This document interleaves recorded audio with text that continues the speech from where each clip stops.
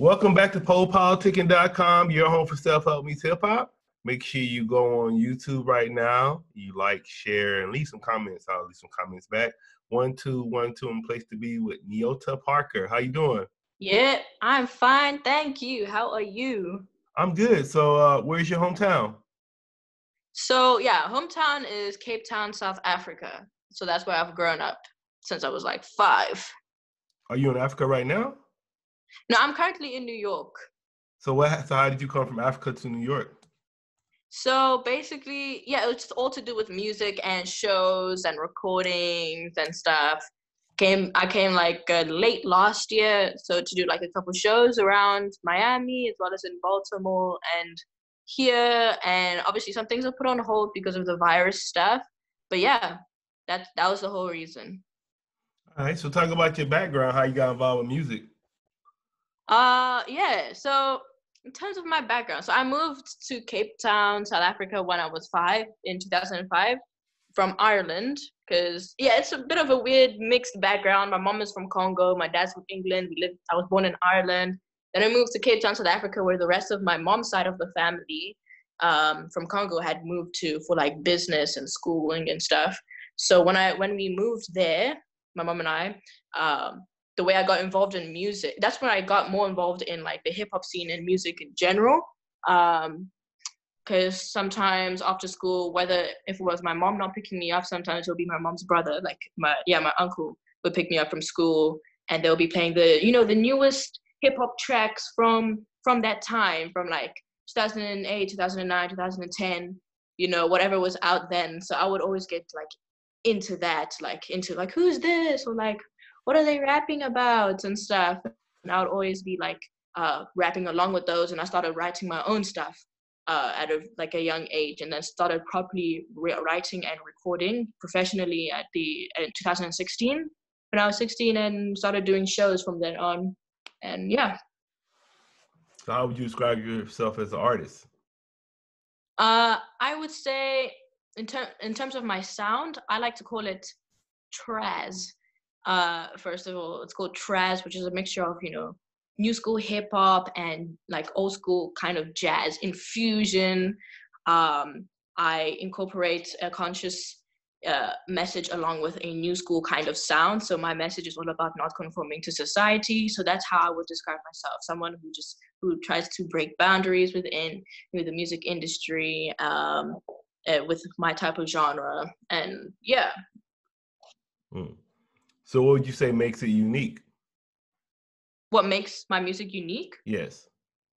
I think it's very much bleeds into what I had just previously said, because most people, when you look at I guess hip hop music from this day and age, you expect a specific type of message or a specific type of image to be attached to what the artist is supposed to be looking like, or it's all of these societal standards that are being placed upon you. So in terms of my music, I would say it's something that people can really like, they can listen to, they can enjoy, but when they listen and they try their best to listen, they get something out of it.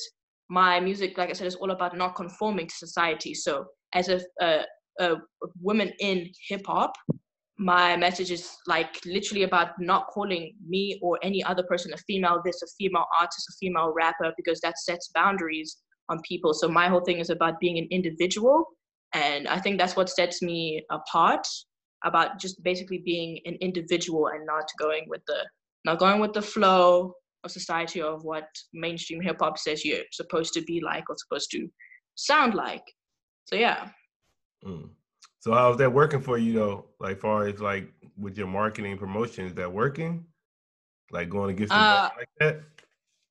I feel like it's definitely a slower process, because it's definitely a slower process, but it is working, and it's quite I would say it's impactful at the same time, because it's not just like an overnight type of success. Although I have I've achieved like quite a few things, it's not just an overnight type of process. I would say the reason why my process may be taking a bit slower is because there is a specific type of message or type of impact that I want to have on society and stuff. So yeah, but I think it's going quite well, and slowly and developing, and also developing my sound even more. But yeah, that's gotten me to do quite a few things that I love doing. So who do you say? What do you say your like your, as far as your demographic? Where's your main fan base? Is it out here? Is it Africa? Is it Ireland? Where's your main demographic at? So I would think it's since I started off in South Africa, most of the people who support me are in South Africa. South Africa, and then the second place would be the States, and then there are some in like Japan and Korea. But mainly it's South Africa and the States, and then Asia, and then Europe. Yeah. And then what are your current projects you're working on? So since I released Transcend, after that, I've been planning a new album that I want to release near the end of the year, an 8-track album. So that's something that I've already completely written to, and I'm just like in the process of recording. So I'm to release that. And then what are some of your interests outside of music? Some of my interests outside of music. I would say like I like being outside, not like in terms of like a party setting, but like outside with friends by the beach and eating a lot. Yeah, definitely food is something I enjoy exploring, just like going to eat. You can tell I love food. What's your favorite meal? I love quesadillas, definitely. Cheesy, spicy quesadillas. Basically a lot of spicy food. I like Indian food too. You don't like South African food? I mean, like, it's okay. It's okay, I guess. I think because I've just been in the environment for so long, I'm just like not. Yeah, I mean, also Congolese food, which is where my mom is from Congo. Congolese food is very fire, but since it was cooked so much in the household, I'm kind of like tired of it. Like if it's just around me all the time, it's fantastic, but I'm just like tired of it. So I love my spicy food, like cheesy, all of that. So that's mainly this type of stuff that I like to do. Go out and chill on the beach, be with my friends. Yeah. So what did you learn about? Like you seem like you've been in a lot of places. So what's like some lessons you learned going to all these different countries? I mean, countries and seeing stuff. Well, from what I can remember, because I've been to quite a few countries when I was like much younger, which I don't remember much. But ever since like I guess last year that I started like traveling a bit out here, like to New York and to Miami and Baltimore, I realized like there's, although it's like very different like environments, there's so many things that are similar to back in Cape Town. Like quite a few things that are similar in terms of, you know, the history, just the way, you know, people can just connect. And yeah, I like the fact that we can just all connect as people, as, you know, not just people, but like as Black people as well. So I think that's pretty fire. And then I ask the guests, like, what are some ways, like if you had $1,000, what are some ways you would try to flip it? What are some ways that I would try to like flip it? Yeah. Okay. I would invest in like something, whether it's like, but that's like $1,000. I'm not sure if you can get franchises with like $1,000, but you know, something like that can just keep like coming like back around to me. Like if it were a bit more, I would like, you know, maybe do some, like invest in a franchise somewhere and like get more money out of that so I can like help, you know, my family and like invest in my music and things like that. I would build a studio for sure. Yes, I will build a studio I said And 1,000, not 1,000,000. okay, I know. You This need is the 1,000,000. thing. We gotta step it up. We gotta step up the budget. Okay, in South Africa, perhaps though, Huh. because I feel like maybe if we were, because if you convert like $1,000 into rands, it's a lot more.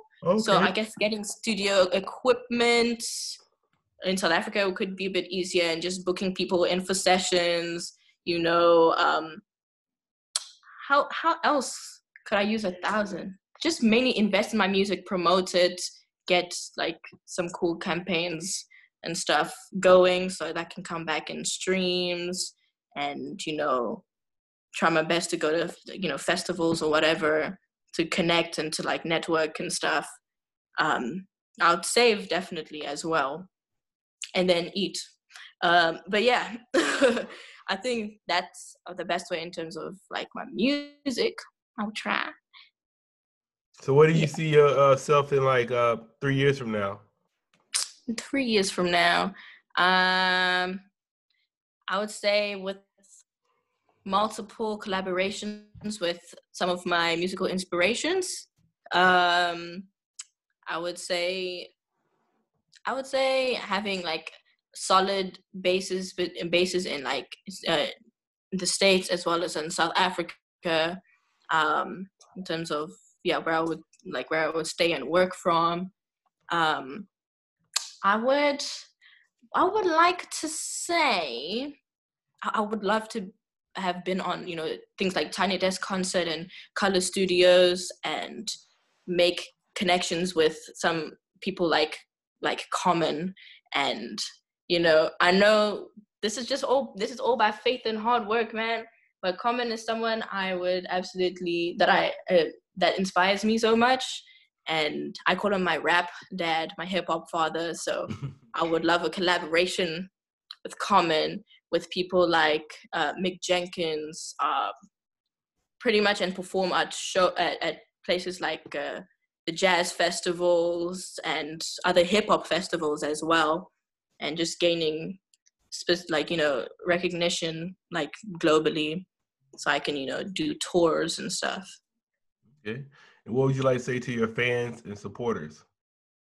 Well, what I like to say to my fans and supporters, I would say, what do I not usually say? Let me just say, yeah, just be your, no, that sounds cliche, but it's cliche because it's true. So I would say don't conform. I would say believe what you believe and don't compromise. Definitely, I would say, yeah, don't compromise on your goals and what you believe in. That's definitely something I stand on. Don't compromise. What do you mean by that? But don't compromise on your beliefs and what you stand for. Whether it's like, I don't know, whatever it is that you disagree with in like social settings, whether it's like peer pressure, if your friends or people are trying to peer pressure you into doing things that you don't want to do, like don't compromise on what you believe is like right to yourself. But I was gonna say, so because like sometimes it's like you might not know about something, so once you learn about it, then you're like, oh, and then your mind opens up to that a little bit, So Oh, sometimes that's a completely different, like, I guess, situation. I mean, like, for example, if peer pressure is different from like you being open yourself to certain situations. Obviously, be yourself, like express yourself, explore things as much as you like.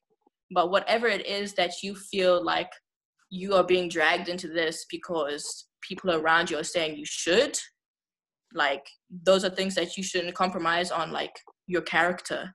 You know what I'm saying? On your character. Okay. Well, I want to say thanks for coming through Politickin with me. Thank you for having me. Yeah, no Appreciate doubt. it. You got anything you want to leave listeners with? Sorry? You got anything you want to leave the listeners with? I would say stream Transcend. That's my newest single. Check out the music video on YouTube, and the Transcend is on all on all online platforms, basically. And look out for the new project. It's going to be an album near the end of the year. And yeah, make sure to follow me and just follow up, just so people can see my projects. My Instagram is Nyota Parker, NYOTAPARKER. So that's why I put all my updates and stuff. Okay, what's your Instagram? It's NYOTAPARKER, Nyota Parker. All right. Well, we out here, y'all. You got any shout outs? Yep. Any shout outs? Yeah. Old school here. I would say shout outs to my engineer in Cape Town, South Africa. His name is Jay Loops. And to Crazy J Suave. He's also a great artist in South Africa and Cape Town. He's actually my cousin as well. And who else? Shout out to just every great African artist doing their thing. Basically, just shout out to every upcoming African artist. I actually get the most plays from my podcast from Sudan. So I don't know, somebody in From Sudan? Yeah, a lot of people playing my podcast out there. I don't know why. I got to It's interesting. Go do a podcast out there or something, right? They're very much into like a lot of mainstream hip hop. That's what I've noticed about Sudan. So yeah. Well, we out.